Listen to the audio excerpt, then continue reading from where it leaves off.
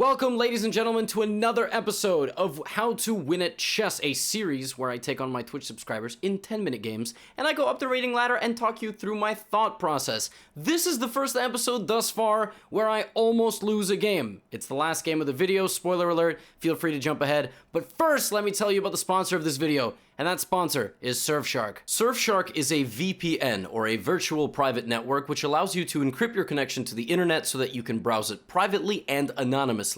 We edit this part in, by the way, so I'm wearing something different. Sorry. A VPN is great if you travel for business or pleasure. You'll be able to access certain websites abroad that might be restricted otherwise. You can also log into sensitive portals like bank accounts without any concern. If you're just a regular user at home, you can access certain streaming websites like Hulu or Netflix and get catalogs that are not available in every single country. Also, using a VPN could allow you to avoid ads if you select the right countries. But I probably shouldn't tell you that. We can just edit this part out. And the best part, unlimited devices. Not 3, not 5, not 10, unlimited. Something that other VPNs cannot promise you. You interested in Surfshark? Take a look at the link in the description below, use the promo code Gotham, and you'll get 83% off and 3 free months. That comes out to $2.49. And if you hate it, you got 30 days to get your money back. Let's get back to the video. Let's kick things off with the classic. Nice little English breakfast. It's currently 9 a.m. here on the East Coast. D4, D5, and I'm gonna play. I'm gonna go back to all my roots with the London system.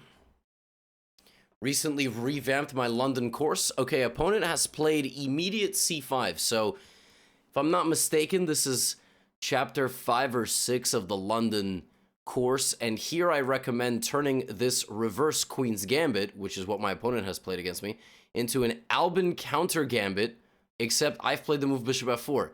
Now, you'll notice that when you play with black, if they play d4 and you play d5, and they play c4, you can go e5. This is called the Alapin counter Gambit. So dc, de for you. But when we're playing this with white, we've played the counter Gambit, but we also have a bishop move. Right? So... Oh, wow. Oh, wow. Oh, oh, man. Vidush Karnani is getting a permanent ban. Oh, man. See, that's why I took chat off for the last episode. But anyway, this is the idea. You push your pawn into the center, and this takes away their development square to c6. So if they play the move, like, this move is very natural and also very bad. If they play here, then I've got ideas of coming here, not right away, but like something like bishop e2, g4, h4, h5. And also knight e2, knight g3 to win back my pawn. Black has one best development plan. I'll let him move first, and then, or I could just say, you know, with like this. So that's Black's best development plan, because it just, yeah, okay, so opponent has played the very natural move. This is a mistake because this is always a problem. This diagonal is wide open in these lines.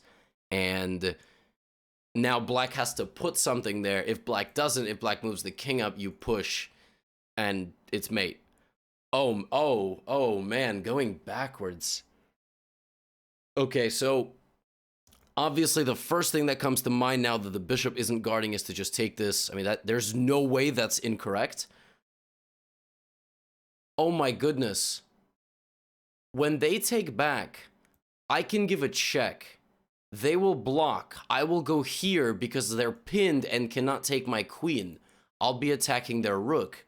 They can't block because I'll take, and they can't take because of the pin.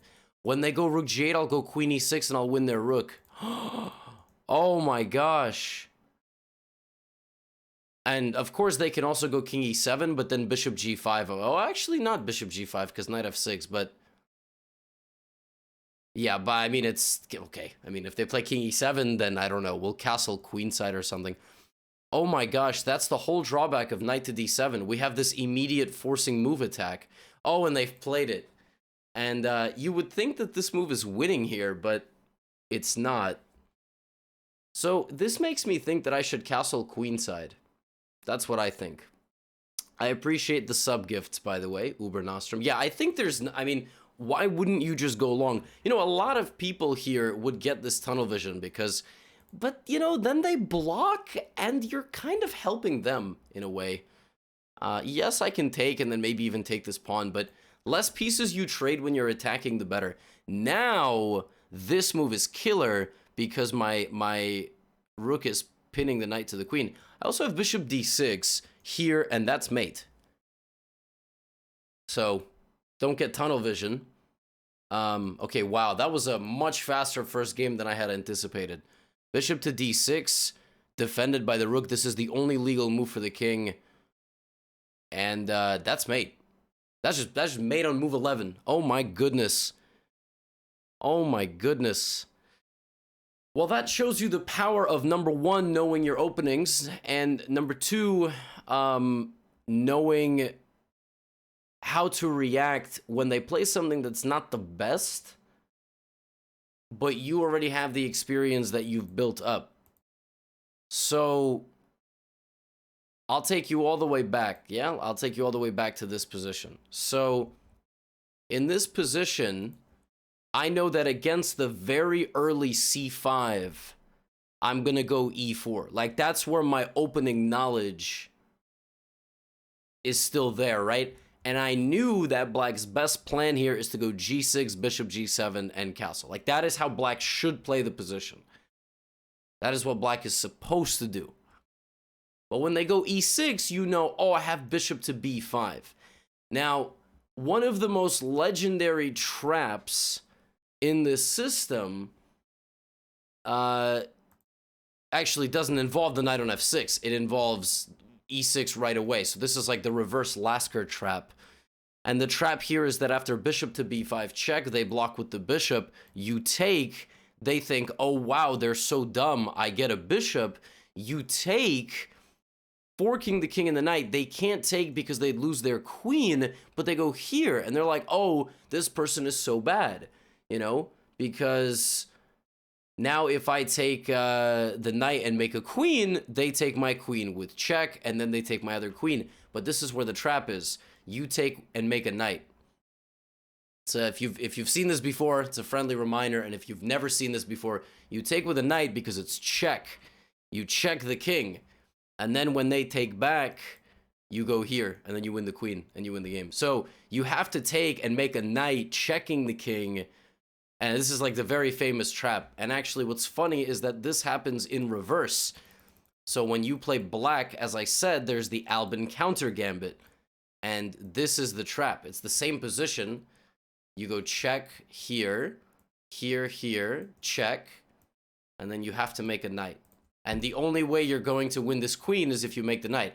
If they play king to e1, you're just winning. I mean, you'll give a check and check. And as far as this game goes, you know, oh, I guess I cleared all the moves by accident.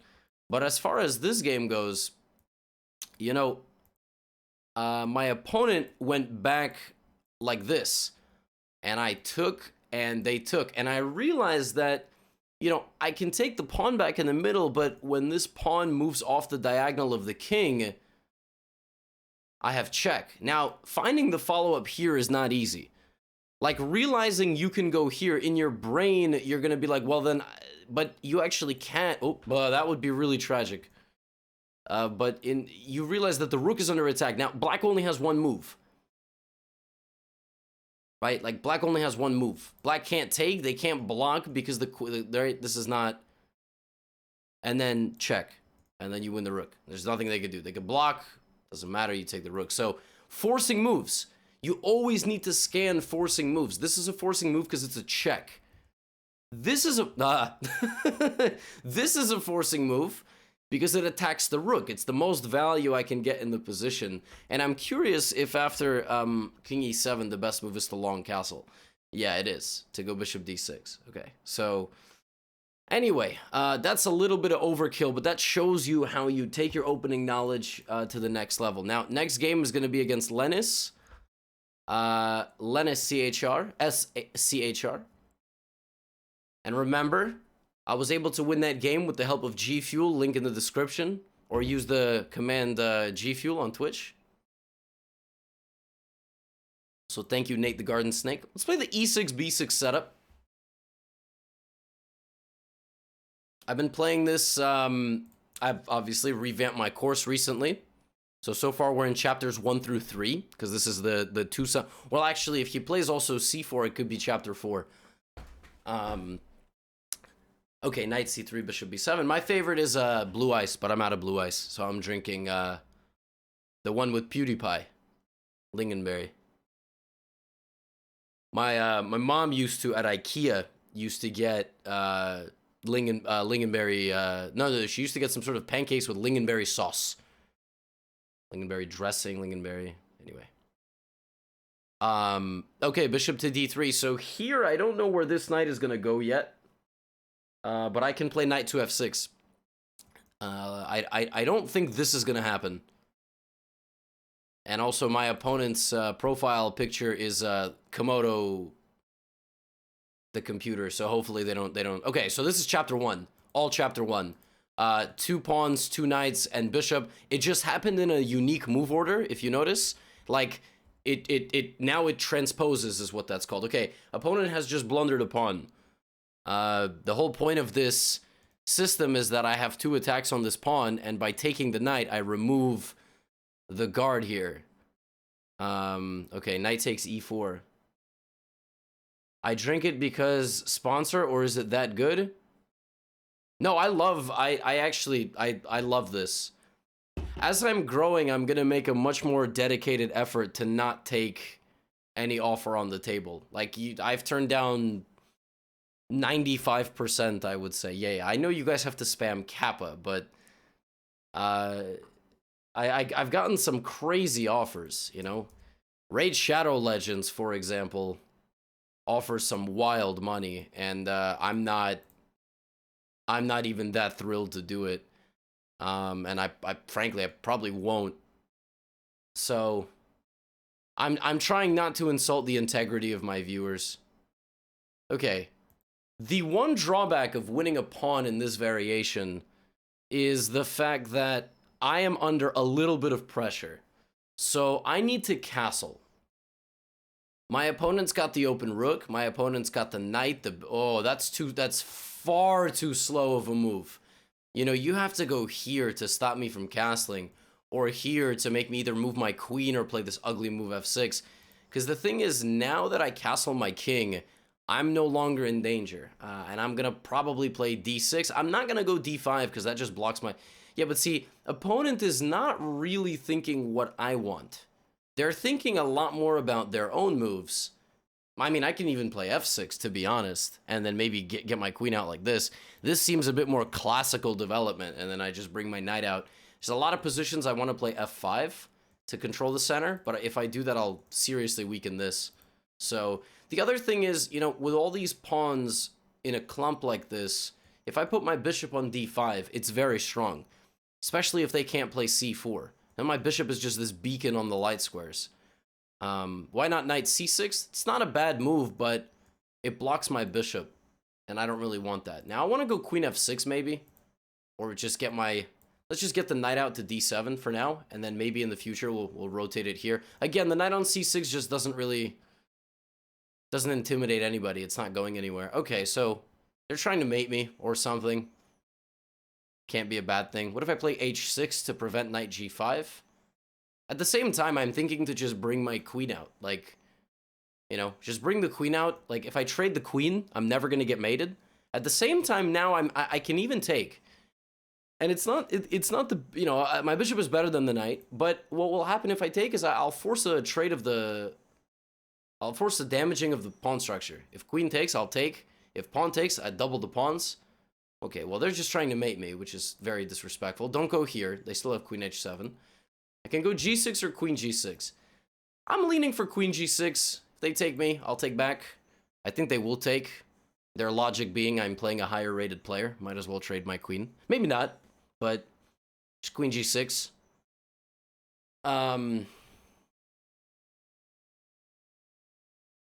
Anyway, why not the F-pawn? 9 times out of 10, this is the wrong move. You would think it opens the rook, but again, you're not thinking what your opponent is going to get. If you go here, you weaken your e6 pawn. 9 times out of 10, taking toward the center, keeping it all together is going to be better. There's going to be very few positions you want to take like this. If my pawn was here and this pawn was 1 square back or something, maybe you can make an argument for fg6, but it just destabilizes the e6 square too much. And when you clump your pawns on the edge of the board like this, long term in the endgame, you have no pawn mobility. That's why you need pawns usually more toward the middle rather than on the edge of the board. So hg6 doesn't weaken the structure. It doubles your g pawns, but it's almost impossible to take advantage of this. And you say, well, Levy, what about the weakening of this file? No. Okay, now I want to go here, but I don't want to weaken my pawn. So here's what I'm going to do. I'm going to play bishop d5. Number 1, that attacks this. Just straight up attacks that pawn. Number 2, I am actually threatening to go here. Because when they take, their knight is on the same file as the rook. And I can play rook e8. So this. And if they take me, I pin them to their own undefended rook. That's the most important thing, is that the rook is unguarded.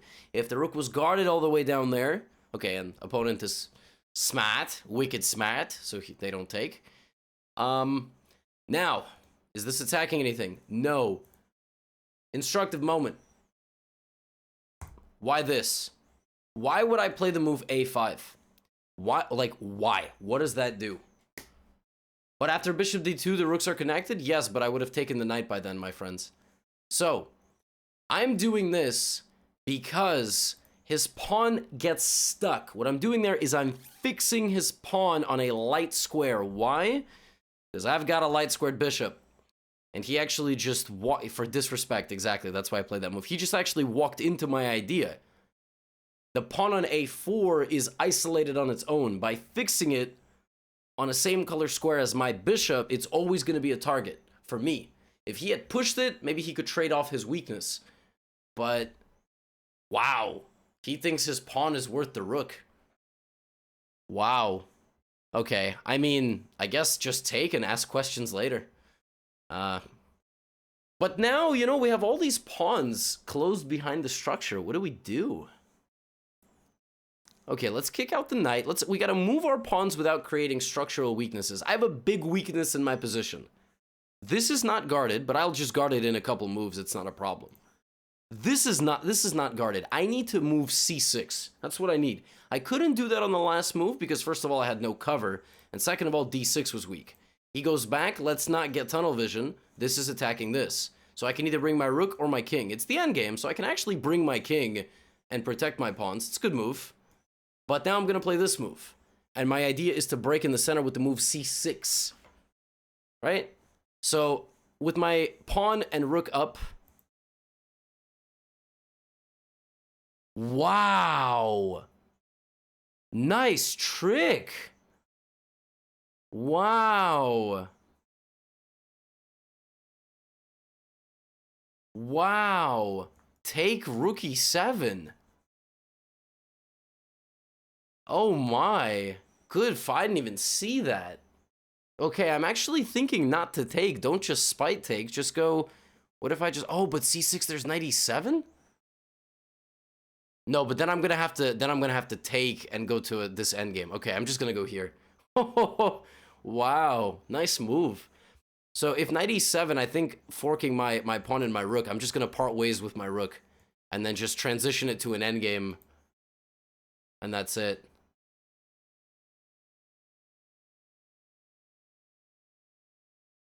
So I think that's just what we're going to do.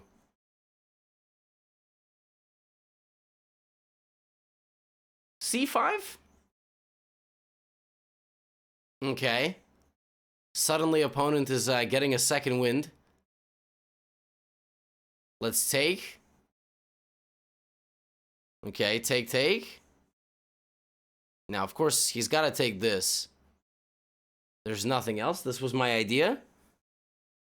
d5 doesn't really... I mean, d5 sets up the same idea, but it's not a very forcing move. I just push my pawn and... Okay, I did just say d5, right? So I think I'm gonna push, and I think we'll be okay.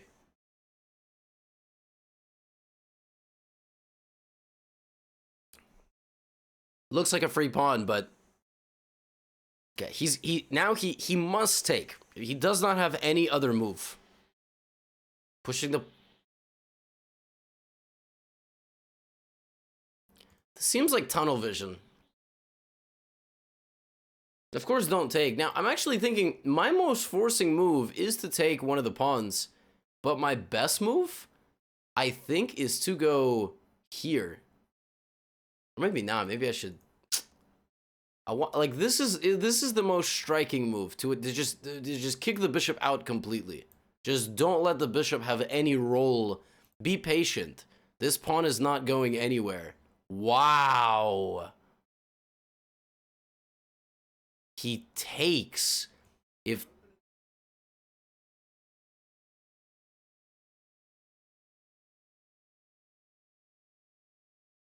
so, I can either take this into my I can take this into a rook endgame. And by the way, I appreciate the donation. Very kind. Said 1200 to 1700 in 3 months. That's very impressive. If I take the bishop, then we go into an endgame. But what if I just take with the knight? What if I just don't let my opponent have any fun? Like, the bishop is still hanging. So now I take. Now he'll take this. I do believe that this is just losing. This is just, I mean, I have too much going on this side. Like, what if I just push? Am I not just winning here? Just b3? Like, how does he stop my pawn? The other thing is the king is on the back rank. So I always... Right? And? You know, the thing I always have is this check to promote. It's just GG, yeah. It's just GG. It looks just over. I don't... So again, it was navigating, you know, a little bit of a messy territory there for a second, but then it all became okay. Right, no, I understand people that I'm going to make the queen. I'm saying if he goes like here, for example. That looks like it stops me from promoting, but because if the king was on h2, I would have some difficulty. Yep, there you go. I'll make a second rook.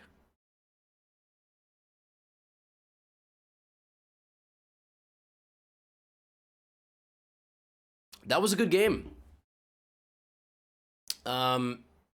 So he blundered in the opening. But, you know, in these openings, white needs to play a bit faster.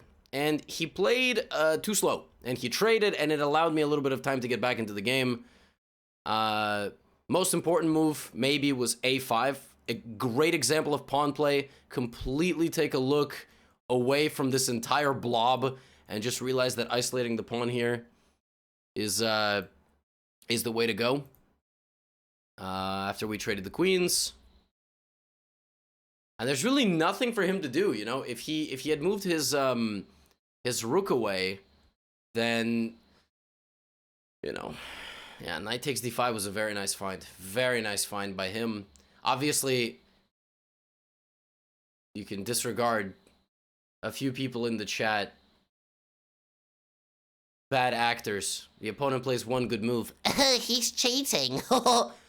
So far in these climbs, I've only played one person I was actually suspicious of. It's very rare in the Gotham community that a cheater who is a subscriber tries to play.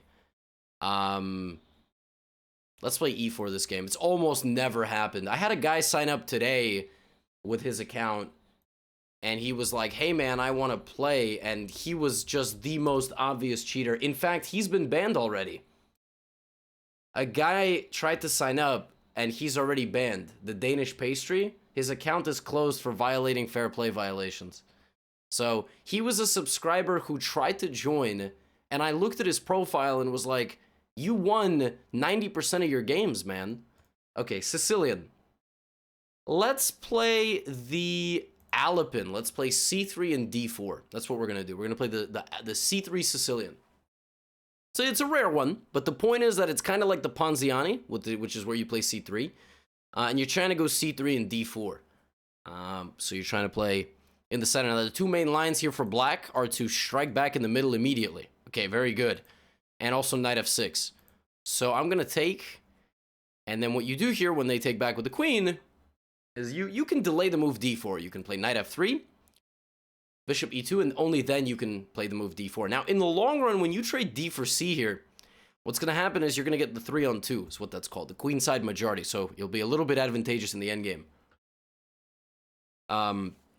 Why cheating? What are you missing? I didn't say that my opponents have been cheating. I said somebody who tried to sign up for the climb was found to be illegitimate. I mean, he had, like, again, a win rate of over 90%, all games 95 plus. It's account created 7 days ago. It's just... Okay, now in this position, there's a very cool trick in the c3 Sicilian. When they go d5, there's a very cool idea, and that idea is the move knight a3. It's a very modern twist. There's, you know, if you haven't seen my London video, the Agadmatar response London video, you know about this move knight a3. And the point is that there's all sorts of tricks with knight b5, knight c7, and there's also bishop c4 defended.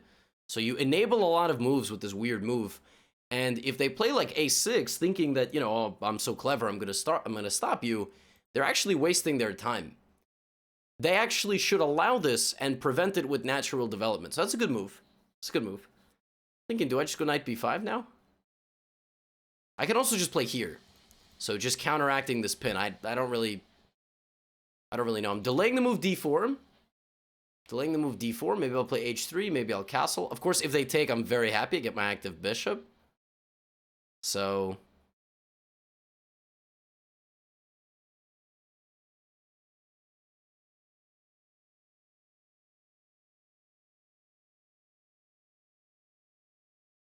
e5.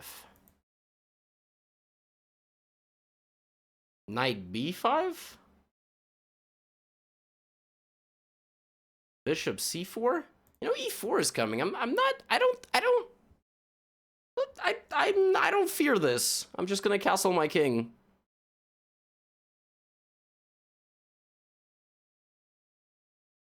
Are FIDE points after a long time? What? Oh, do they decay? I mean, the FIDE points don't decay. Your ability to play chess decays. So wait a second. I want to take... Wait, I can just literally take this pawn. Because if they take, I go here.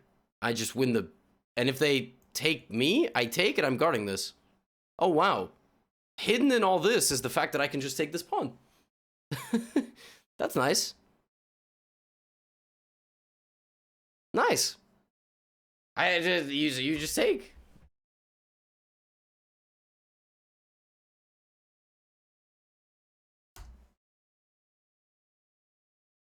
That was cool. Now somebody's saying knight b5, knight c7. Yes, guys, I know. But when I put my knight on b5, they're going to probably play knight a6. Now, could I have played this move and just included it? Probably. So my opponent decides to do this. Now I take, and I'm guarded. And I'm up a pawn, and I'm happy. Yay.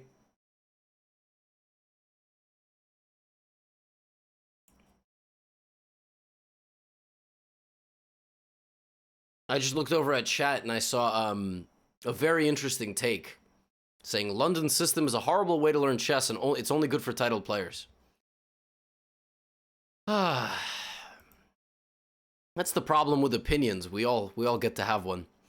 So, it's actually, on a serious note, I used to, like, sit at the Marshall Chess Club sometimes. You know, I would play a Monday night tournament at the Marshall Chess Club every week where we would play a game at 7 p.m.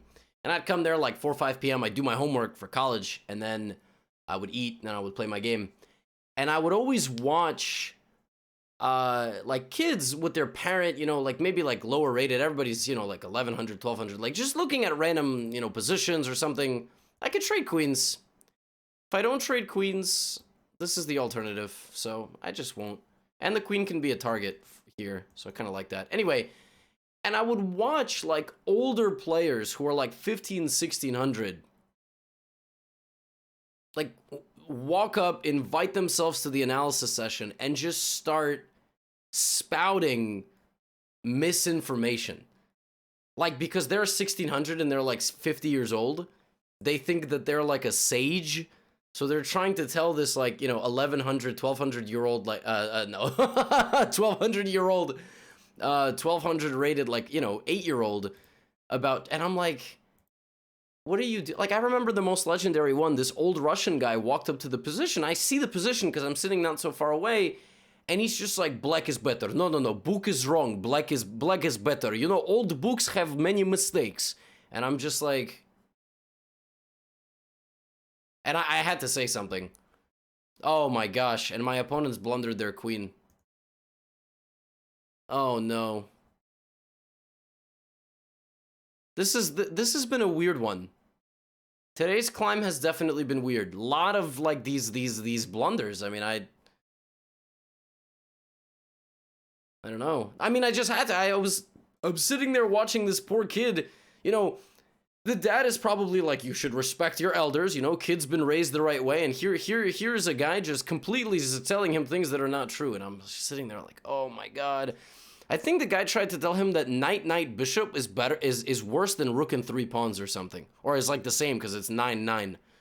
I was like, dude, 90% of the time, 2 knights and a bishop is better than rook and 3 pawns. Like, there's going to be one exception where like all pawns are promoting or something. This has been a strange game. This has been a strange game.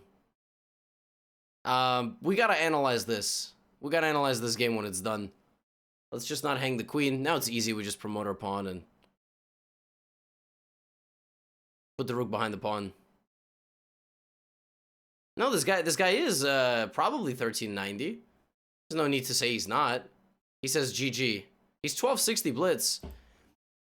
I want to take a look at something. I don't know if I'm going to be able to use the game explore feature. I'm going to try. So let's take a look. Okay, other players. What's this guy's name? Yui. I just want to see the power of playing certain openings. Yeah, so like, look at this, for example. Look at this. I'm gonna put it on the other monitor. Just give me a moment as I crop it. Oh my god, that's gross. Board size is gigantic. Why does this always happen? Okay, so, look. My opponent doesn't have all their games loaded in the database. This is the chess.com Explorer, but look how few times they've had to play against the C3 Sicilian. That was just the second game in their database that they had to play against it. So it's the reason why they were immediately unfamiliar with the position. And it's why, the main line variation of the Sicilian is to go knight f3, d4. That's called the open Sicilian. That doesn't mean you have to do it. Like, if you're 1400, you don't need to play the open Sicilian. You could play the much simpler Alapin Sicilian, which is just c3, d4, and life goes on. And you don't need to play some crazy main line. You don't need to... What are my book recommendations on the Sicilian? I don't know.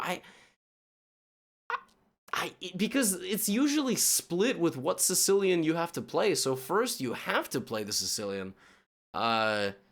In order for... you have to choose which Sicilian with black you're going to play to beat the Sicilian. There's probably books called, like, Beat the Sicilian, My opponent actually played very well, but I think they're not supposed to go e5. I think they're supposed to go e6. I think e5 allowed the pawn to be a target. And all I basically had to do here was spot that it could be taken. And you know what the craziest part is? It's not even the best move. Wait, now the computer says it's the best move. The computer wants me to go here first and then do it. That's very funny. It wants me to throw in this move. It wants me to improve my position first. And you might play a game like this and get her and be like, oh, I crushed, I'm so good. And then you get here and the computer's like, mistake. And you're like, how is this a mistake? And it's like, this is a better move. And you're like, why? And it's a better move because you want to play this and then this. It's going to be one of those things. You're sitting there and you're like, why? What? I thought I was just so clever. And queen takes, and then what? That's what happened in the game. You're like the guy that got to the movie 20 minutes late and now is asking everybody in the movie theater to tell them what happened. Right? So That's how the game went. Yeah, so knight b5 improves my position. And then here, yeah, of course, you see the computer is saying don't take. The computer is saying keep the queen on the board. And, you know, it's life.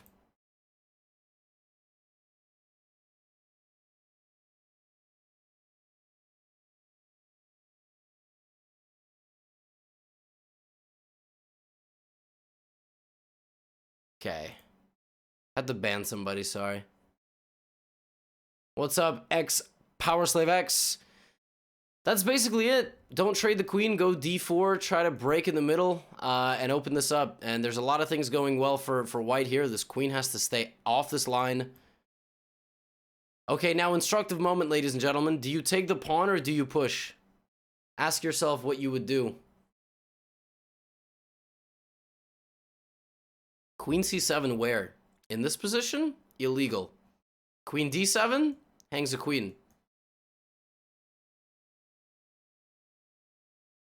Yeah, you guys are right. Push. This is not a free pawn, so push. Now the knight's got to go somewhere. And actually, black is already in serious trouble. Black's best move here is to not even look at the knight and do this. To take and then take. And then if I move the knight, they can at least move 95. This is actually a fantastic example of danger levels. Like, the only move you have here is to go back. And if you go back, you just get steamrolled. You get steamrolled. I go here, I push, you just get rolled completely. And if b5 and I move my knight, you can at least now take this square, which you didn't have before. So that's actually a great example of how to use danger levels in a practical way, not in a way where you need some sort of big and flashy like tactic. So my match with Rosen, February 9th. 6 days from now, unless you're watching on YouTube like 3 months down the line, then it already happened. All right. All's done. The next 3 people are all rated over 1500. I expect good competitive games. I don't expect any blunders. Am I going to train for it? There is literally nothing I can do to train for it. Eric Rosen and I have played probably over 200 times against each other. E4, let's go for a Caro Kann defense. Tell me if knight takes d4 is big brain. Where? At the end? Where? Here? Calculate. Calculate. If you take, they take, you take, they take. Does that mean knight takes d4 is good? No, you just take the knight. Easy, you just take the knight. Life is good, man. Just take the knight.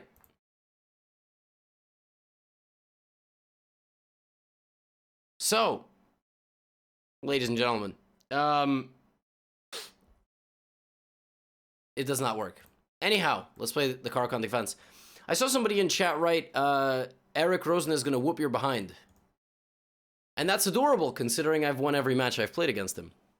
C5.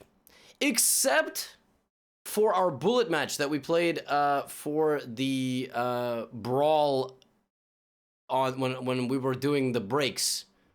There he beat me. I got to get him back for that. Now, this is so far the Caro Kann course. Opponent takes on c5. I'm going to play the move knight c6, attacking the e5 pawn. So, here.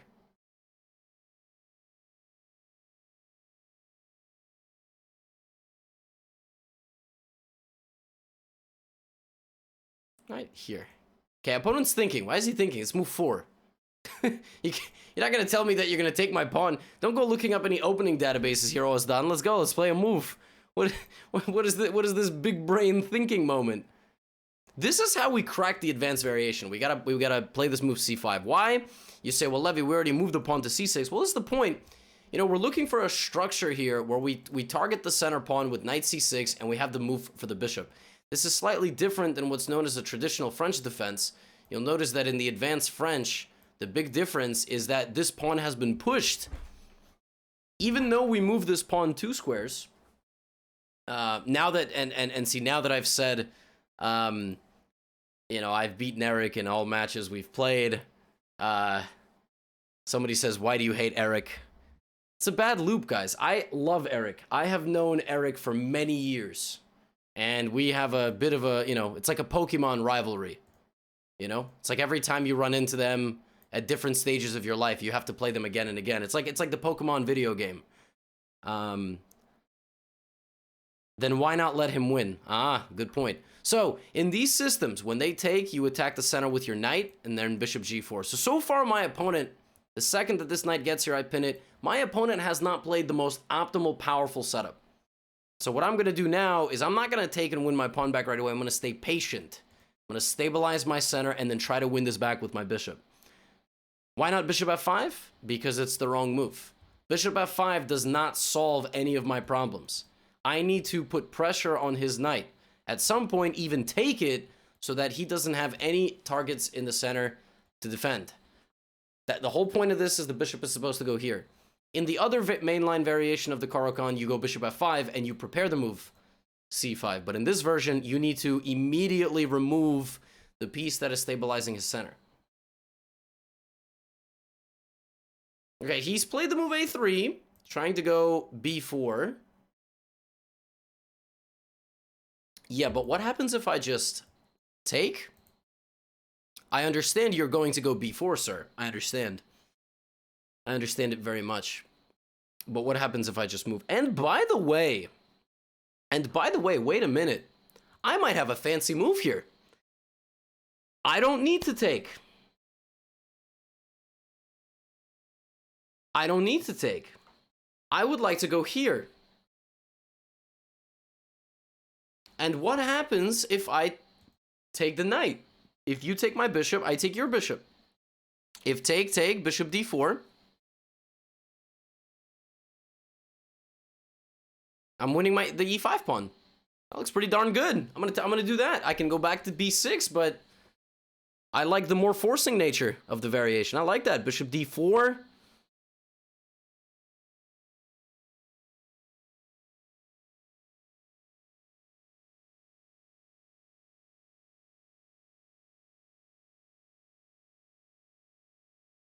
And there you go. There you go. There you go. I'm trying to go here. Pick up this pawn. Now we see both pawns fall. Somebody said, why would you not go knight d7 here?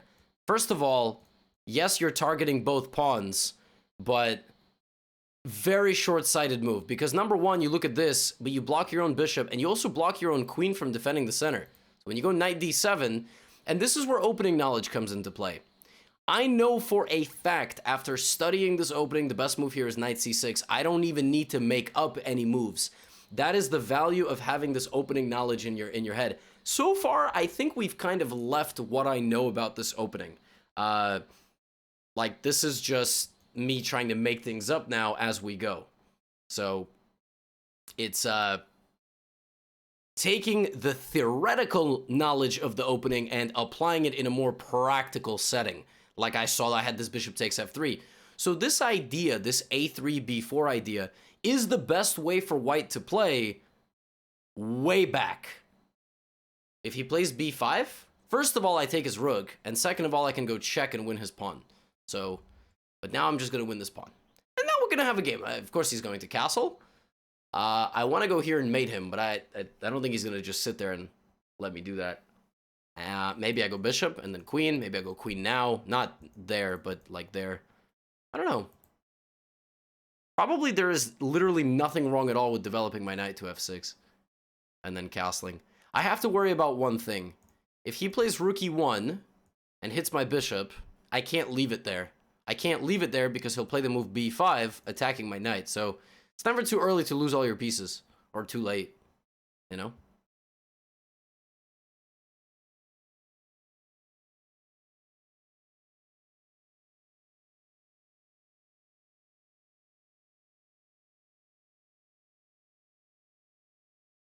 a6 to just stop that from happening.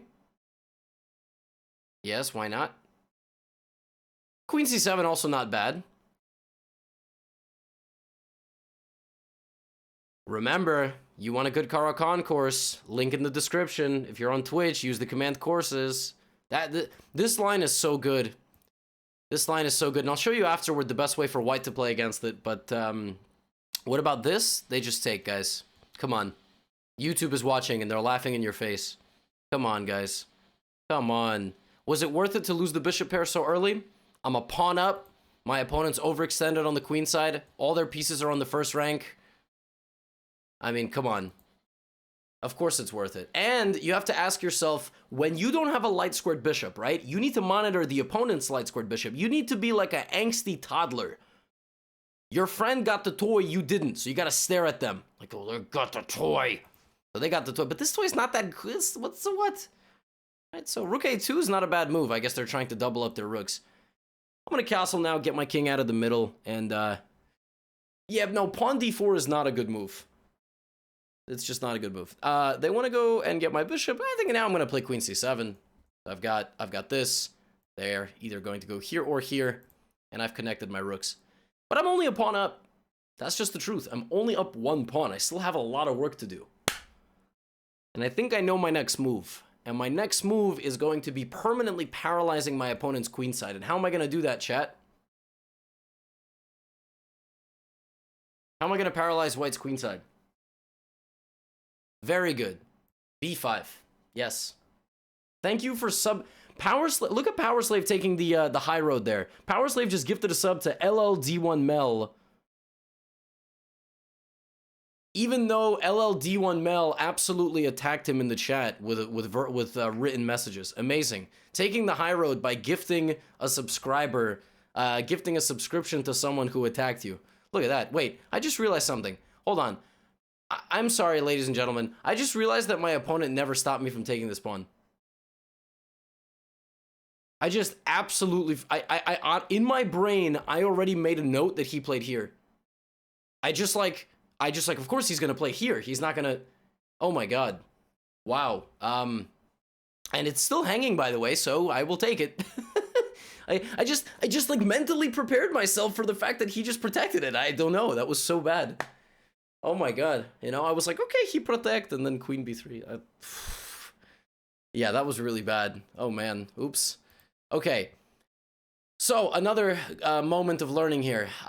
If he takes me, my king will be open. However, if he goes here, my bishop is going to get trapped. Unless...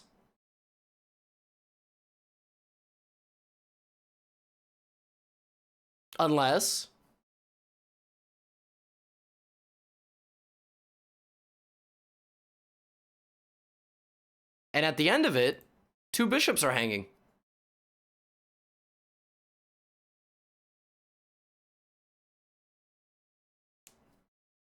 I'll sacrifice my bishop, and there will be 2 hanging bishops for white.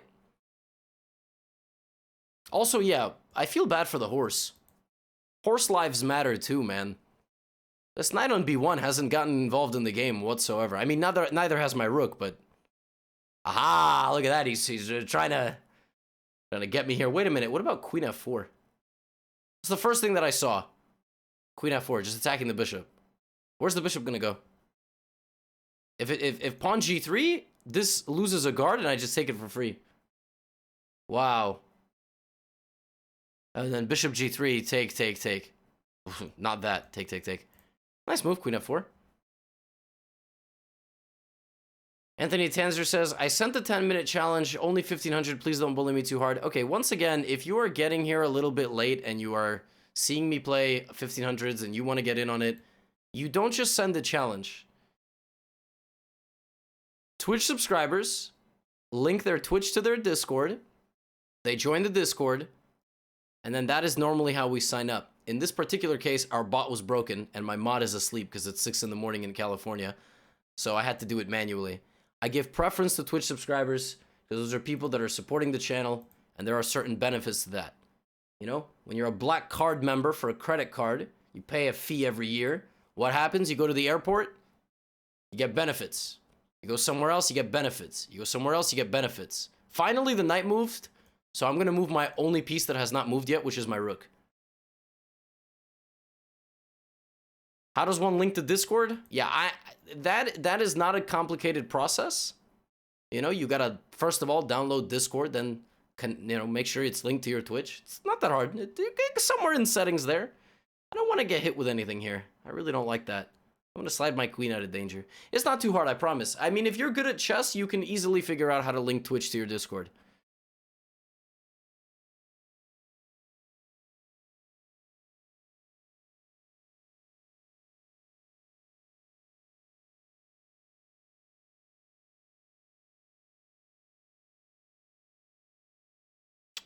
Got a break in the middle. Can I play d4 now? No, d4, maybe there's this.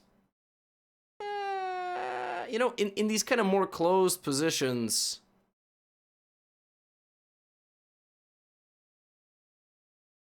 I'm gonna do it. You gotta find that pawn break, which is like the wave, you know? My opponent just said to me, hold the line. That's what my opponent just said to me.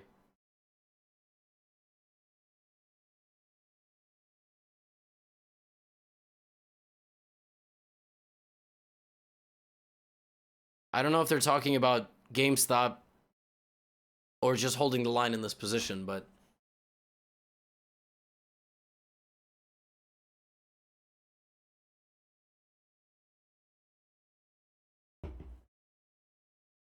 Ah. Okay, I don't like to lose queens. I don't like to lose queens. However, I do like to attack people. Not physically, I'm not the most, you know, scary person physically. Is rook takes e6 a thing here? Rook takes e6 is definitely a move, or like, for example, in this position. But all you have to calculate is after pawn takes, queen takes, king moves, queen takes, who's still, there's no one guarding the rook anymore. And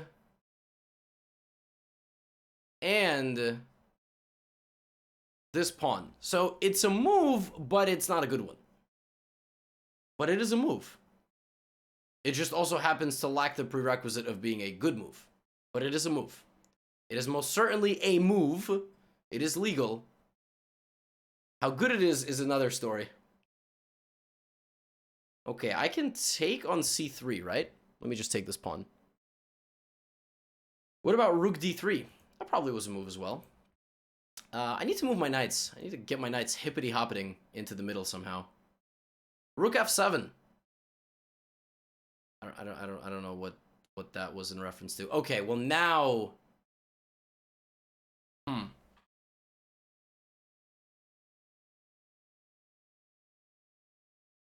want to go knight e5, but then there's rook e5, which is kind of ridiculous. Just rook e5. Then my opponent is going to win both my knights, so that doesn't quite work. So what about knight f6 first? It's kind of sad. I thought I just had like a much easier path to victory here. But my opponent can sacrifice, and even though I take their queen, they take my queen. Dang. Knight d4 they just take. Hello? Come on, guys. Has anyone ever told me I look like Harry Potter? I've never heard that in my life. You are actually the first person ever to tell me that. I guess I'm just going to go backwards. I'm going to go one step backwards to go two step forwards. That's what I'm going to do.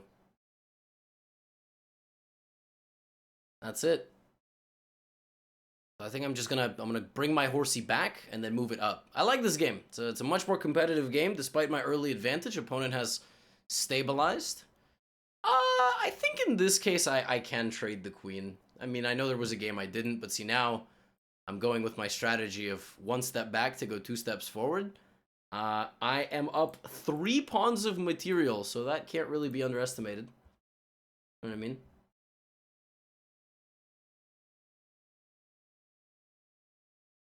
Have I ever tried a full beard? Can't grow one. Can't grow one. Can't unleash my inner rabbi. So now we bring in the rook and we go here. And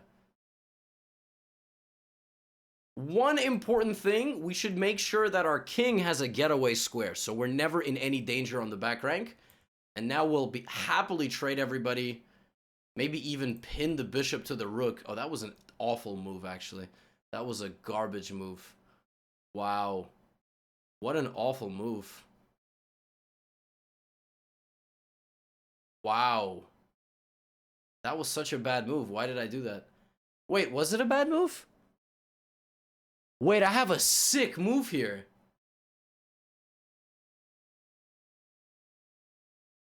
Whoa. Oh, nice. And now the rook has no guard. Very nice. I'm actually going to take the bishop with my rook to get it out of danger. Wow. That was clever. Going for my pawn. Man, this person just won't quit. All right, let's bring in our second rook. I need reinforcements. Good game. Not good game in like a trash talk way, in like a, you know, it's over. It's a good game. It was nice. Nice game. Check. Okay. When the king is coming out like this, there's gotta be a way to like. Let's mate. In the middle of the board.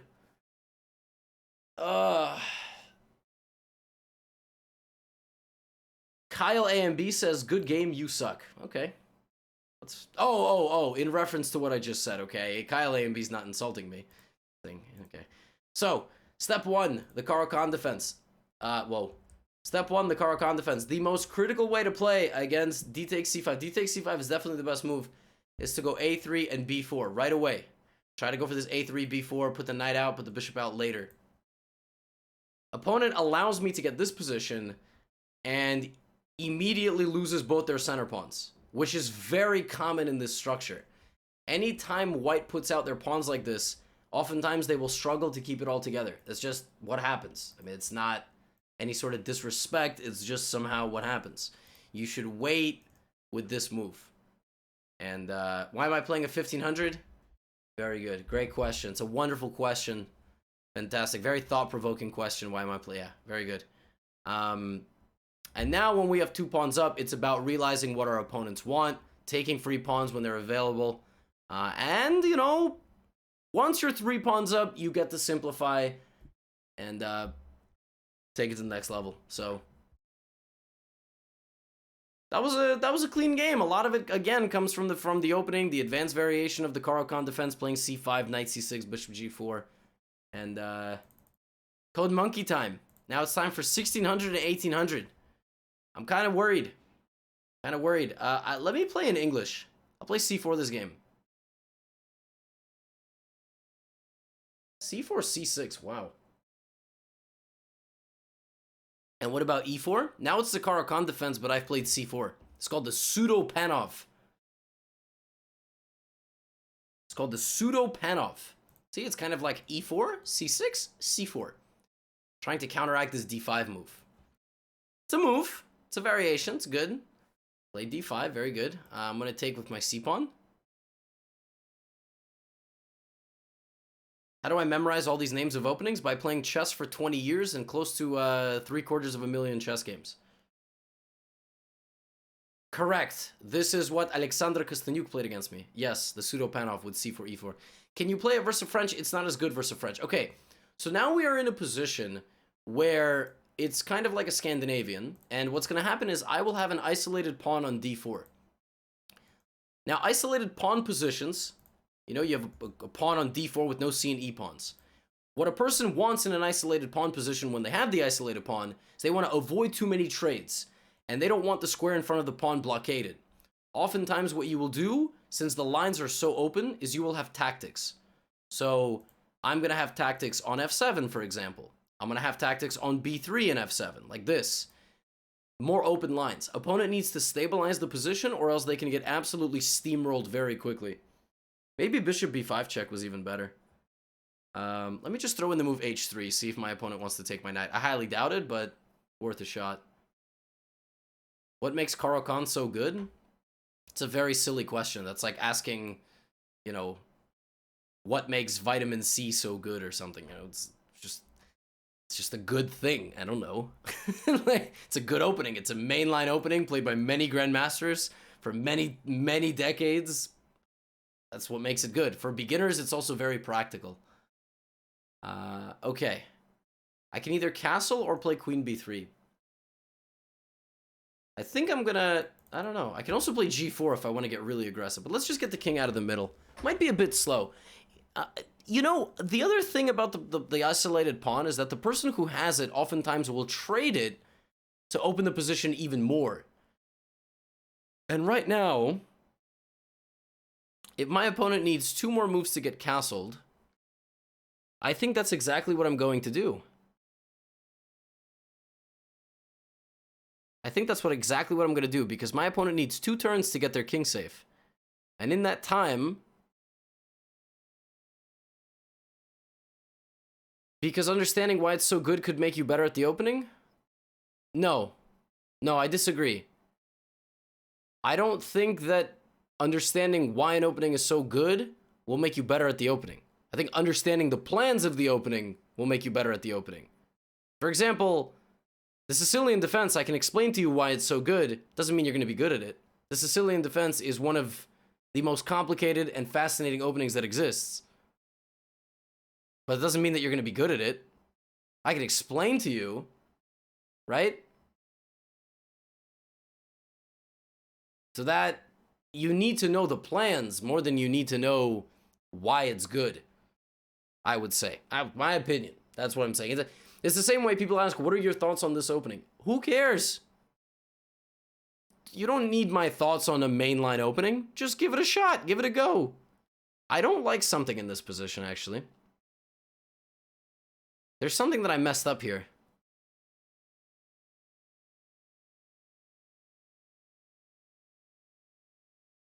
I messed something up here. My opponent actually can go long. And the move d5 might not be so good. I have not played this isolated pawn position to its best ability.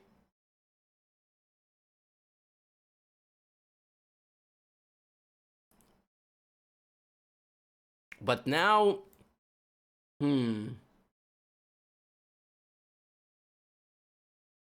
they're gonna get to castle.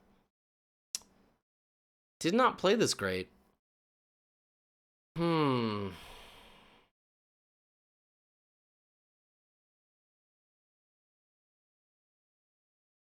Gotta think here.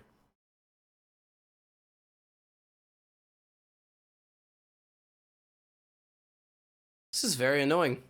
There's just no way around it. It's very annoying. I think I'm gonna have to go here. I want to move my knight. I hate this pin. I think I messed up right here. I probably had something better here. I don't know what it was. I let my opponent stabilize. And I just played a little bit. And now they do have a blockade. Especially when they play rook d8. Alright, well, opening stage was messed up.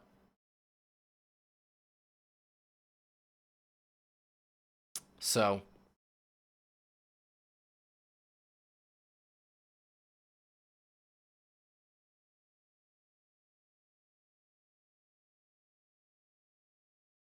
It's the next stage of the game now. So opening is done. I figured the rooks are going to come to the D and the C files. I'm going to go A3 and B4 to take queenside space and attack the queen. And then put my rook on C1. You know, for all the criticizing of my play, my position is not terrible, but it's not better. I don't have a better position. H3 is considered a bad move in the opening? No, it's not. What are you talking about? You really cause yourself a disservice when you create such random concepts. H3 is not a bad move at all. It could be considered a waste of a move because the bishop can return, but by no means is this... I mean, come on, guys. This is what you really take away from your own development when you create these random frameworks, as I like to call them. Like, that's a bad move. Says who? Who said that? You know? It's just like weird. It's... Don't do that. You really hinder your own progress. And this pit is really not that scary as long as you block it with the bishop. Anyway, should we play on the queen side? Let's do it. Let's invest in the rook here, and it's going to the moon. And then maybe next move, because this is pinned to this, I can go here. And then I can try to damage this. This bishop is by far black's most annoying piece, as well as, you know, whenever this gets here. Now, if this gets here and then takes me, I will take, and a couple of things will happen. First of all, I will stabilize my pawn with another pawn. Second, I will open up my rook. Third, I will not have a dark squared bishop anymore, so I will have to monitor whether or not my e3 pawn will be a weakness. That's what's going to happen when knight d5 happens.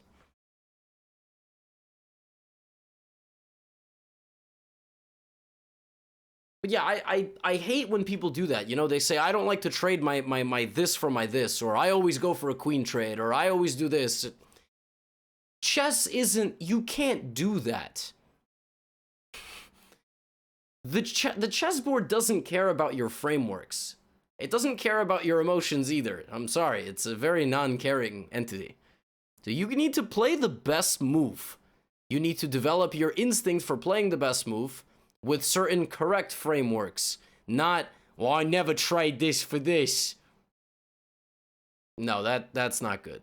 Okay, and there it is. I want to go here.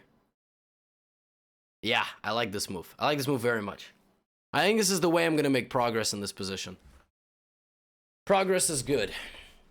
Progress is good. Take.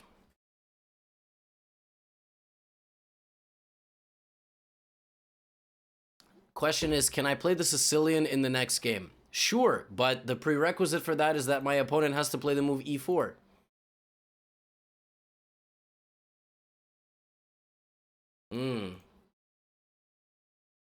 Should I take?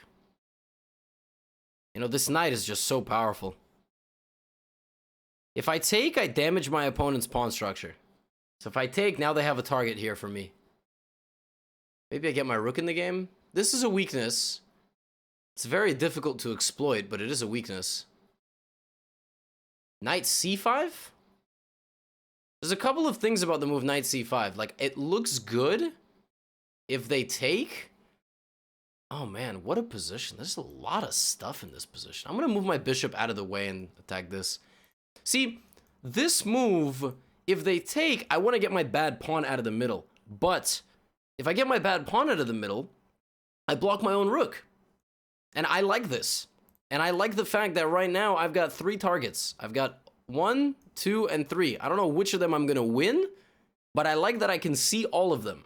And if I play knight c5 and then take with my pawn, yes, I take it. So it's really difficult. It's really difficult to make these decisions. And I think last but not least, of course, I should give my queen a boost with my rook. Queen g4 is just another way to attack this pawn. And queen g4, bishop h6, you think you're going to mate them, but you won't. Okay, so this doesn't work. Yeah, I'm going to go rook e1, just attacking the e6 pawn. In fact, now this is a problem for my opponent, because if they have to protect with the king, I would not recommend protecting with the king against a full queen. Ugh. But to be honest, I don't see a way through. This knight is so strong, and then you see the power of blockading the pawn, right? I said, you know, blockading an isolated pawn and it gives you such power. You know, so this was a subpar performance by me from the opening, and my opponent has played well so far. But it's still a very complex position. I think dynamically, this position is equal. I think from a dynamic standpoint, this position is definitely equal. Oh, I have a move here that is so fancy. It might just be bad. I was thinking rook c5 to sacrifice the rook and get my knight in to hit this, but I think it's just bad. Queen h5, they just go back to g8. Wow, what do I do? I think it's time to make this move. Yeah, knight to b6 is an excellent move if you want to lose a knight. Thank you. Thank you, d8 mess. Thank you. I think I'm going to go here. They have to take. They absolutely must take. And now I have to make a very brutal decision. Do I take with the rook or the pawn? If I take with the rook, I can double my rooks. You know what? I'm going to make the very tough decision.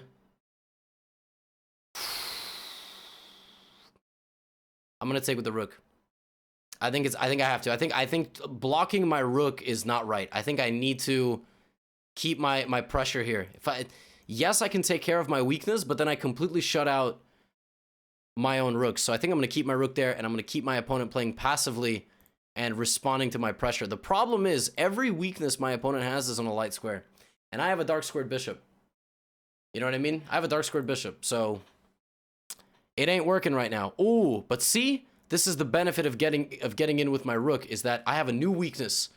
I can constantly be creating pressure and threats, and at some point my opponent will need to play a backwards move like this, and then maybe I can bring in my queen to c4, so I'm constantly adding layers to this.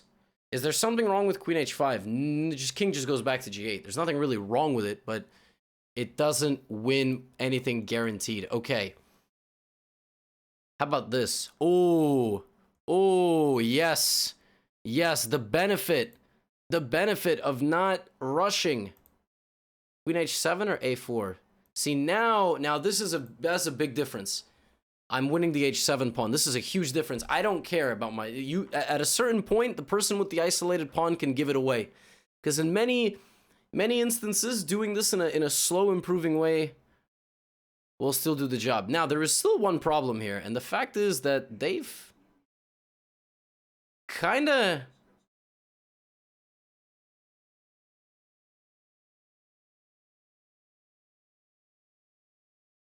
Yeah, we gotta text to speech there. That won't make it into YouTube, but thank you for the thank you.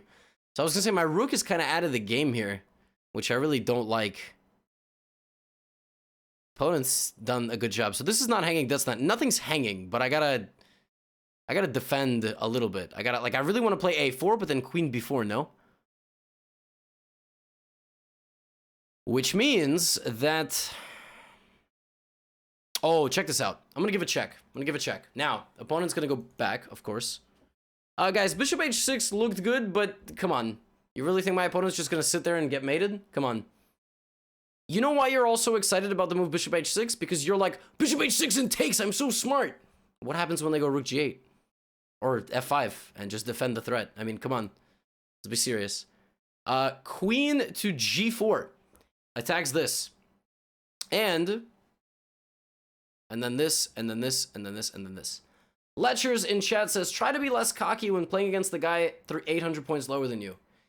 Yeah, again, if you're misconstruing anything of what's happening with cockiness, you probably just don't want to be, you could just go to a different channel. I mean, clearly you have absolutely zero idea about me or my content, or yeah, I mean, that's the whole point. I get all these guys here to play me because I'm cocky, and yeah, that's exactly right. Good, you figured it out. I have ego problems, and I need to inflate them by beating up my subscribers. Very good, very good, very good, good job. Okay, now the whole point of this little maneuver there guarded my b4 pawn so that now I can play the move a4. So the whole point there was I needed to guard my b4 pawn with my queen. Now I can play a4. So knight comes to c3. It's a good move. This is a threat. What about... Oh, I was going to say this because I'm so smart, and that still allows this. So I either move my rook or my king. I either move my rook or my king. Guess I just move my king, right? Everything's safe. Yeah. Thank you, Trojan Knight, gifting the subs. Appreciate you. No, I mean, true, like on a serious note, and this will end up obviously in YouTube too. The big complaint, so now first of all, the thread is this. The big complaint that people always have is that I'm arrogant. And then the follow-up is I have the right to be arrogant because I'm good at shit. There's no arrogance here. I couldn't give a damn less. I constantly remind people of what I do wrong in chess too. And somehow that just like, I don't know, maybe it's my tone. Maybe I'm not all, okay, knight d5 is a wonderful move, creating the threat on my bishop simultaneously on my rook. What a fantastic, like maybe I need to just sound nicer and people will just think that by default I'm like, I don't know what it is. But I think I'm going to bring my rook back and just guard everything. I don't know. I don't know. So, I don't know. But like, man, I make the content because I know people want to learn from it. You know what I mean? It's very strange to call it cockiness or arrogance or whatever. Okay, good move. I got a minute, so I gotta speed it up here. How about bishop to d4? Rook is guarding the rook. Bishop hits the queen. Opponent's coordination. Ooh. Oh, but I could give a check. Wow, look at this really cocky check right here on h5. Oh, so cocky. Check, and I get the queen out of the way, and now I take, and we're winning. Wow.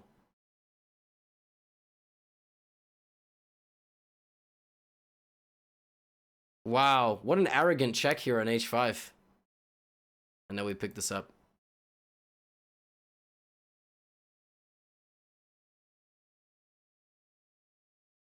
Anyway, let's take this. Again, it's also not, and this is also, don't confuse. It's not. I'm not trying to give off some sort of wave of or aura of like confidence. Like, I'm just doing my thing. Literally, that's all I'm doing. I'm playing my subscribers and I'm talking about chess. I'm not trying to put on an act of confidence or something. Like, so strange. Mate and mate. Two mates. Very arrogant checkmate here on d1. And the only reason I'm going into detail on this and not letting it go is because the truth is, like, I get this from, you know, a handful of people. And it's just so, you know, it's so strange. Like, but anyway, as my grandma used to say in Russian, something about, you know,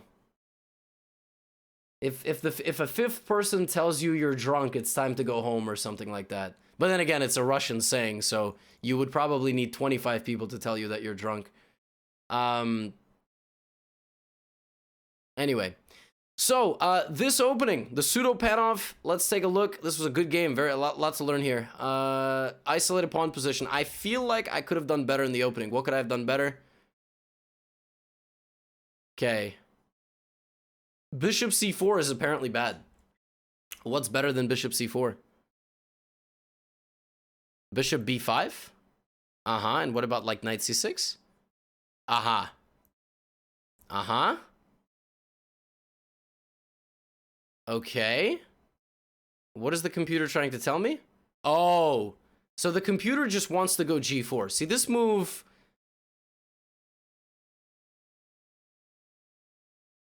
This is what the computer wants. It wants me to force the bishop back and then play knight e5. That's what it wants. Yeah. Which is tough. I mean, if in a position the only way to get an advantage is to play the move g4, then yeah. So like here, for example, the move to get advantage is g4. And that's just a bit too bold. But the way I played it, black actually had a fantastic position. Now, where did black go wrong? Okay, so this transformation was bad. Allowing me to take this and damage their pawn structure was bad. So instead... Wow, thank you, Socks are for your feet. 6 months sub in advance. Yeah, so the computer wants rook c8, knight e5. Ah, the computer likes the fact that this is pinned. And it likes the fact that the pawn is covered, but don't put your knight there. It doesn't like putting the knight on d5, because you actually block your own rook. Oh, and we just hit 10,000 subs. So, amazing. So... Huge. Huge. Thank you all. On YouTube, we have 525,000 subscribers. But those are free ones. So, yeah, the transformation of the position and then these weaknesses. And the rest of the game was a complex fight. That was a good game. A lot of thought process there to work out. And I think more than anything, it was the adjustment to where the pawn play was, where the structural changes in the position were. And now the big question, was rook c5 the best move? Yes! Rook c5 is +1. dc5 equal. Wow, huge. Huge. Rook c5 was +1, and we managed to maintain our pressure and get this position to a winning situation. So that was good. Big decision there. Had to keep the pressure on rather than fixing our own structures. That was a good game. That was a good game. A lot of decisions were made in that game. And the instinct there, to keep the rook there, the pressure there, That will come with experience. You will get better at that with experience. All right, let's go, Red Panda. Final game, 1850. One of the strongest opponents I've ever played in the series. Somebody wanted a Sicilian defense. I don't play the Sicilian, but let's see what we can come up with. B3 Sicilian. This is my course. Damn, what do I play against my own course? I'm gonna go G6. And what's funny is that you would think that this is bad for black, but it's actually not. This is one of the better scoring variations. Let's see if my opponent knows what to do here. Gotta stop touching my ear. I said I would make a...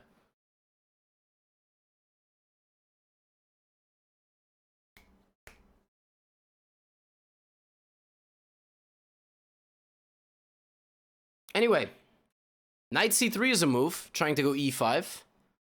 Knight c3 is a move, knight c3 is a move. If bishop g7, there's e5. Should go d6. So d6, there is this knight d5 move. Oh, they're playing my own course against me, and I don't remember the move here for black in my course. Okay, let's go. Yeah, take pawn. Fantastic move. Thank you for the suggestion.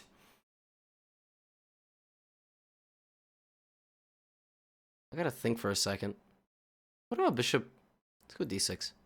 I don't want them to go e5, but now knight d5 is a good move.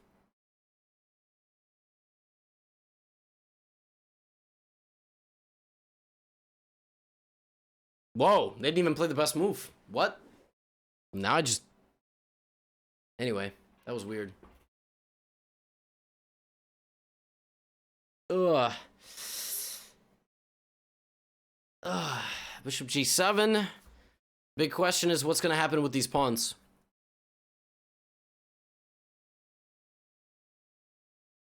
Wouldn't if he took with bishop be really bad for black? Because black bishop and queen are blocked. No, it would have just led to a different position. Again, it's all about transformation of the pawn structure and how you adapt. Finding your weaknesses and, you know. Nothing can be that bad this early. It's move 5. Okay, d4. This is a very common move in the Sicilian. We take this. We trade our c-pawn for the d-pawn. This is a common transformation. Now, I have a dragon Sicilian setup, and my opponent has played a terrible way against the dragon.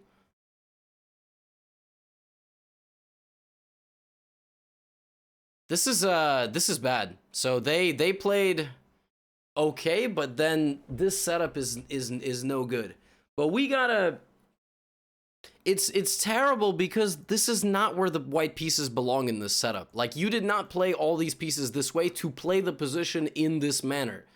The pieces are all standing on certain squares for a reason. So first of all, I'm gonna go knight g4. That threatens this. Second of all, that threatens to reroute the knight to e5 and take the bishop. At this point, I can naturally finish my development, but based on my opponent's kind of inaccurate handling of the opening, I've got to think, how do I punish this?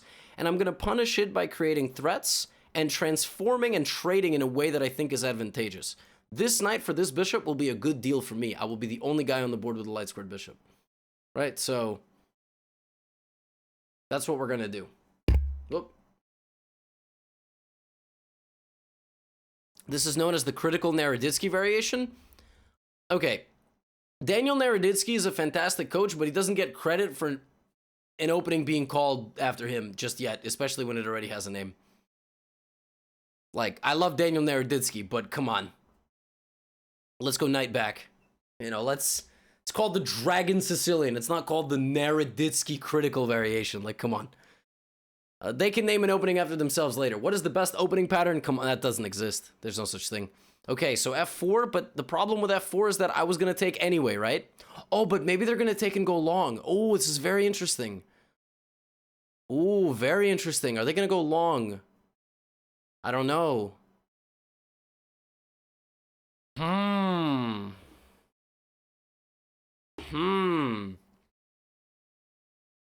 Okay, let's get my knight out.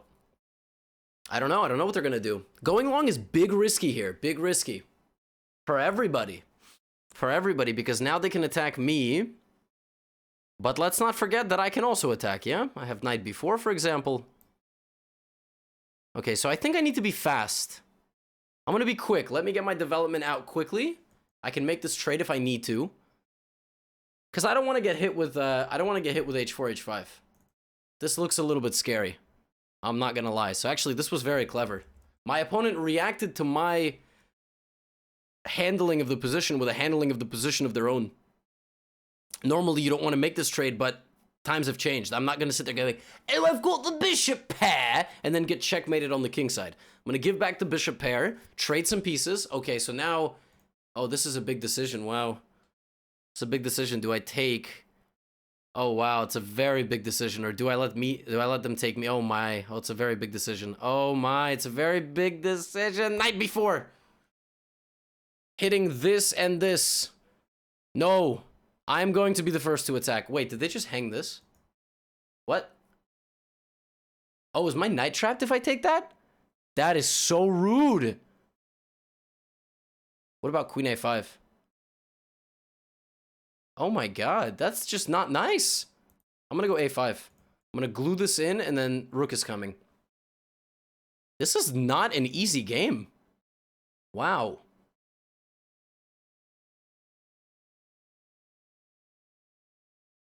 Wow. I don't know. I don't know what is happening in this game.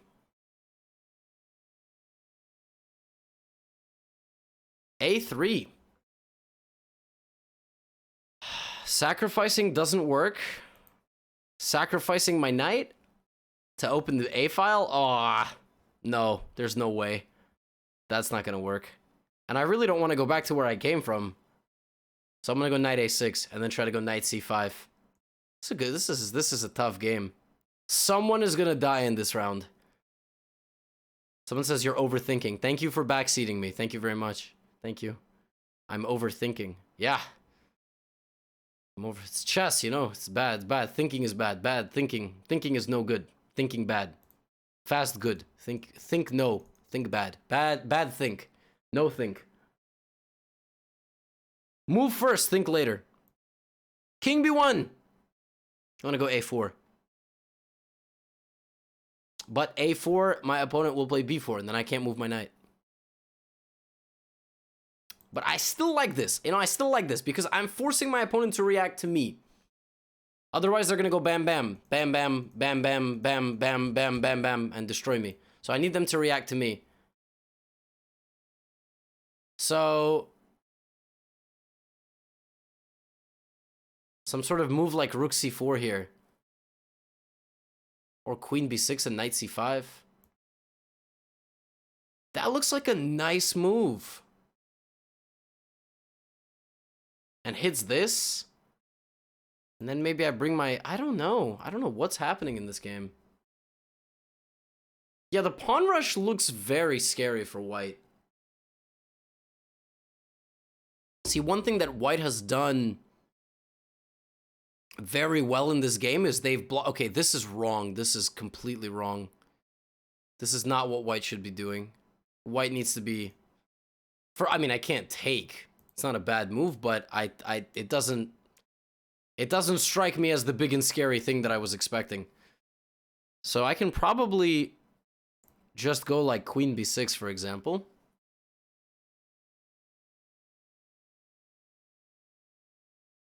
No, if I push just queen d5. I can't take this because of this. But this just gave me a full turn, you know? I have a full move now. I'm thinking to sack. But the king is safe on the edge. There's nothing on the edge of the board. I don't need this a pawn. Can you just have it? Here, take it. Take it. Take my pawn. So...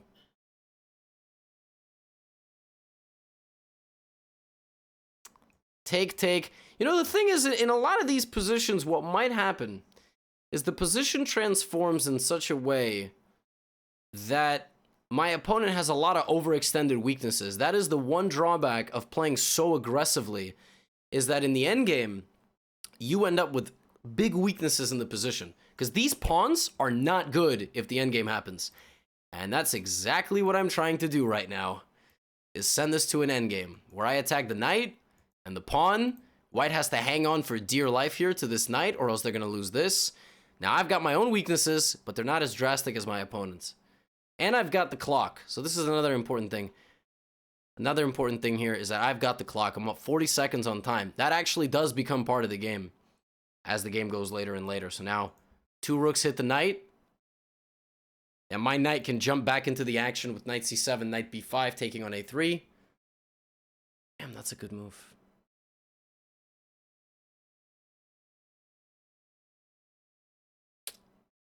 Okay. Opponent is hanging on here with their extra pawn, but maybe I'm gonna go rook e3 next. Rook e1 check to just bring the king up. b5 just hangs my knight, so b5's idiotic. Take, take, take. They block with the knight.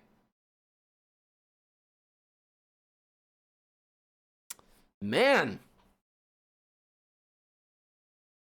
Okay, let's bring back the knight and go knight b5. I'm down a pawn, but I'm counterbalancing this with decent attacking moves.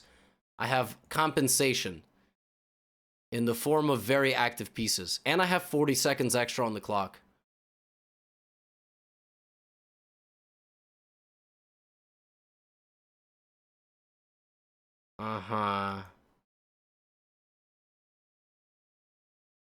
Okay, let's centralize you. When you take, I'm gonna go rook a8 and pick up the a3 pawn. The one benefit for me is your h2 rook is so bad. It is so bad. It is not involved. Oh. Oh. That's brutal. Wow. Ouch. Can't take because of the pin. Rook a3, knight e6. Okay, but what if I... See, what if I give a check? Thank you, Nate Coolidge. What if I give a check? Oh my god, I blundered. I thought I had knight a4 here. They just take with their knight. Okay, I gotta give this check. I'm not happy with this. This is going very poorly.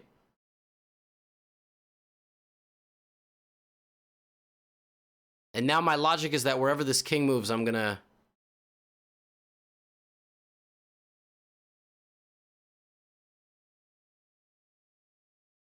get in there with my rook, defending my knight.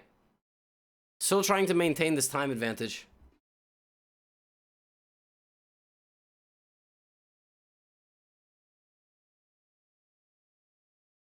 a4.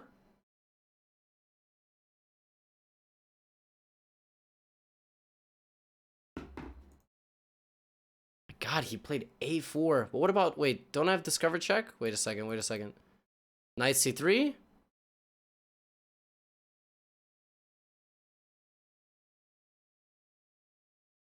And takes. Now it's just a rook endgame. Okay, objectively speaking, white should not lose this ever. White should not lose this. In fact, I think white is just pretty easily winning because they have 2-on-0. Is what this is called. It's 2-on-0. Oh, and they blundered immediately. My opponent just made a huge mistake. Because I just do this. Now I double stack and I pick up the b5 pawn. Now it's a draw.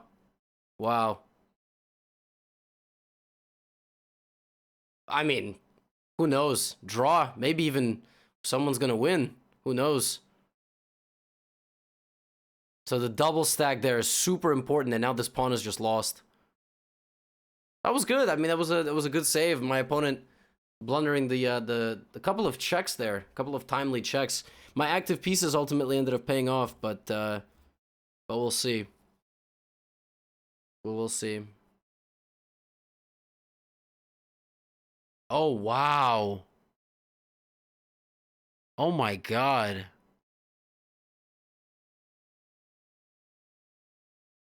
Oh my god. What?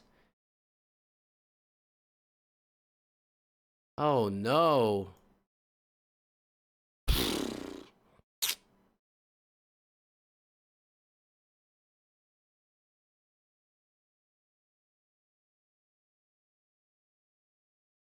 Wow.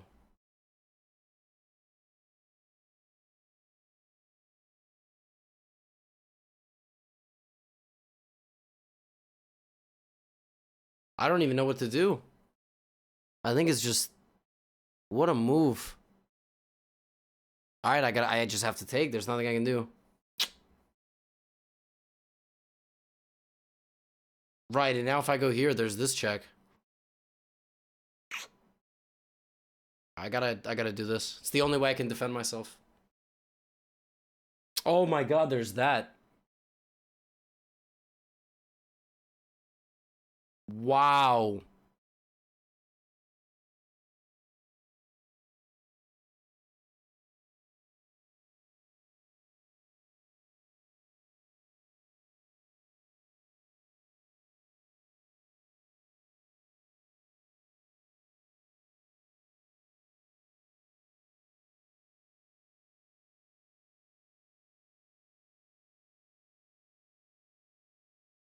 And there you go.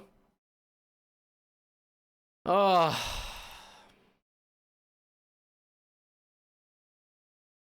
What are you gonna do? Rook b1. Red Panda completely winning here. It's nothing I can do. I have the worst possible endgame situation imaginable. Which is my king is cut off. I'm down a pawn. I'm down 2 pawns. Well, I'm gonna win one back. Maybe that's it. Wow.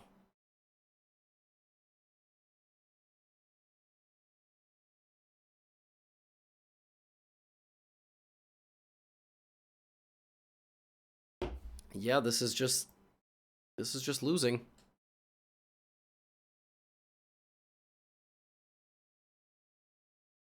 Not much I can do here. How to win at chess. I know, it's always the worst. If I ever get a really bad position in this series,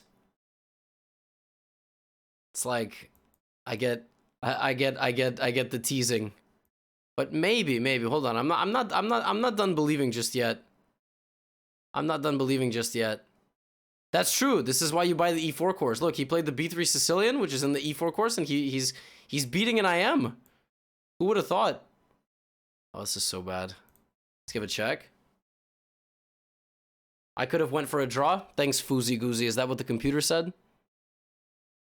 Guys, remember, I don't have the engine. You have the luxury of seeing a live engine counter of the position. It's very different to actually be playing the game. But, you know, he has only 1 minute.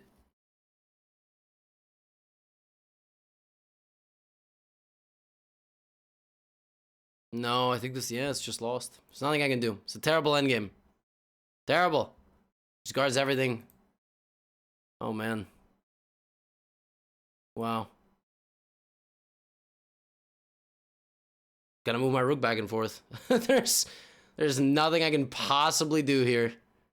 Oh, man. Hoping. Here's to hoping. 40 seconds for the opponent. Yeah.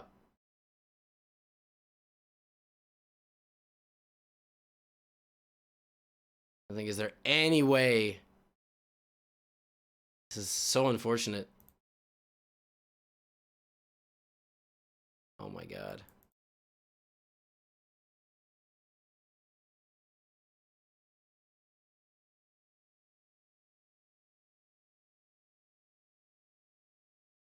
It's just, it's impossible. It's nothing I can do.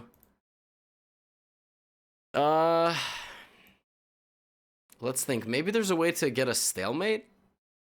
It's the only thing. I mean, of course, if you're actually like 1840, you should probably resign at this point, but he's playing very slowly, actually. I mean, time is part of the game. I'm not gonna feel very good. He's got 10 seconds. Like,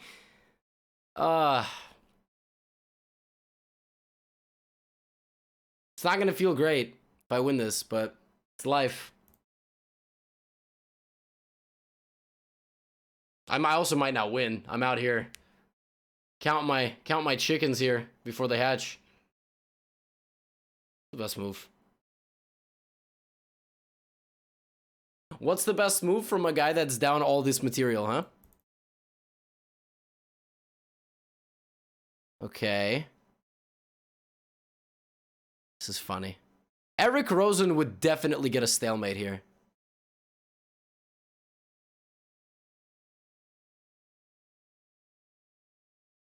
I learned from Eric Rosen. Oh, man, I feel so mean. Oh, man. Yeah, that should not have been taken. He could have blocked with the rook. That was not nice. I should have resigned. But it's life, you know. That was a good game. My opponent should be proud. My opponent played that game at 91%. That was a very good game. Damn. I mean, what more to say? From the opening, my opponent, just, you know, I don't think I played the best here. Like, he played very solidly, and then this whole idea to castle queenside was much stronger than I anticipated. So what should I have done instead of knight g4? Ah, see, a Sicilian player would have always played d5 here. I don't play the Sicilian, so breaking in the center is a good move. And then this transformation would be huge for black. This is much better for black. Wow. Yeah, so knight g4, I guess this plan is too slow. 3 knight moves to get the bishop. And then is bishop g4? Yeah, so bishop g4 is the best move. And then here I played very inaccurately. And he actually just punished my bad moves. He played g4.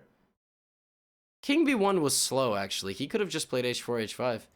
You know, I gave a strong player an opportunity to play a very good game, and he really took advantage of it. He just played extremely well. Like, he realized that castling short is not a good idea for him, so he castled long. And he could have been a lot more brutal. Like, rook c4 is the best move. e5 is not a good move. Yeah, it's h4, h5. You gotta go h4, h5. h4, h5 here is probably just close to winning for white, if not outright winning. And then apparently I shouldn't have taken. Oh no, I should have taken. This trade is good. And then I just played horribly. I mean, I played so badly and he played so well. It's a really bad mix for me. For him, it's a great mix. And his mistake was here. First of all, he blundered this pawn, but then he played b5. Had he played like c4, easy win. Pawns together, you know, bang, bang, bang, bang, bang, bang. Easy win, c4. And even here, man, this danger level concept of the pawn. I mean, my God, I played that game like I never played chess before. That was so bad by me. I was actually like, I was trying hard too. That was just not a good game, and he played very well, so. Rematch? I'm not playing him again. Jesus.